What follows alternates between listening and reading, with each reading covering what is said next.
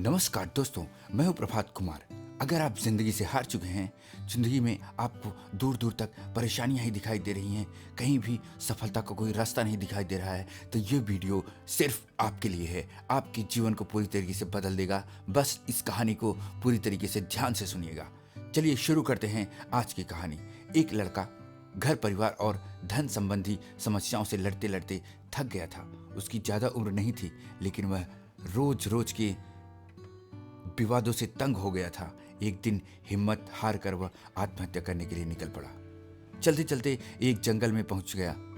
जंगल में काफी दूर चलने के बाद उसका मन शांत नहीं हुआ। जंगल बहुत ही घना था, बहुत जंगली जानवरों का भी खतरा था। तभी उसे एक छोटी सी झोपड़ी दिखाई दी।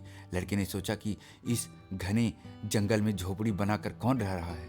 अपनी जिज्ञासा को शांत करने के लिए वह लड़का झोपड़ी की ओर बढ़ने लगा। झोपड़ी के पास पहुंचा तो उसे एक संत दिखाई दिए।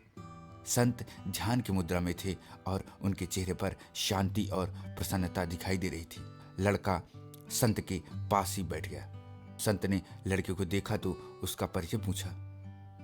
लड़के ने कहा कि मैं अपने जीवन से परेशान हो गया और मरना चाहता हूँ, इसलिए जंगल में आया हूँ ताकि किसी तरह से मैं अपने जीवन को खत्म कर सकूं। संत ने लड़के की बातें सुनी और समझ गए कि कम उम्र में मिले तनाव के कारण ये बहुत ज्यादा निराश हो गया है।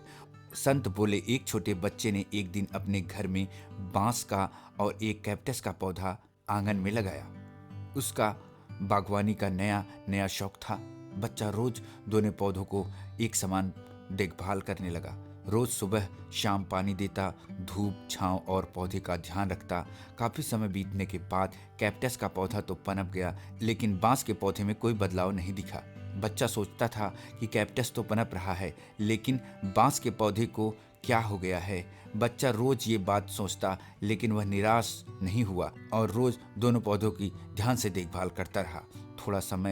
थोड़ा और समय निकल गया, लेकिन कैक्टस की तुलना में बांस के पौधे में संतोषजनक प्रगति नहीं दिख रही थी। बच्चा अपने मेहनत में लगा रहा।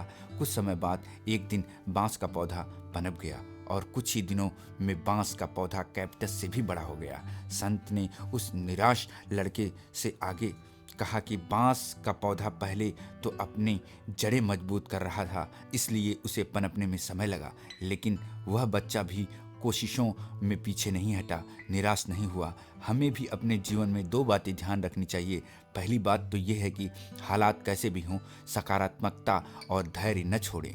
दूसरी बात यह है कि अपनी जड़ें मजबूत करनी चाहिए। अगर हमारा आधार मजबूत होगा तो हमारा काम तेजी से आगे बढ़ेगा। सकारात्मकता और धैर्य रखेंगे तो जीवन में जल्द ही संतोषजनक बदलाव दिखाई दे सकते हैं। तो दोस्तों, आज की इस कहानी में ये सीख मिलती है हमें कि अपने जीवन को हमें धैर्य और सकारात्मकता के साथ आगे बढ़ाना चाहिए। आने वाली परेशानियों से हमें हारना नहीं चाहिए, निराश नहीं होना चाहिए, क्योंकि निराशा के बाद ही हमें आशा की किरण दिखाई देती है।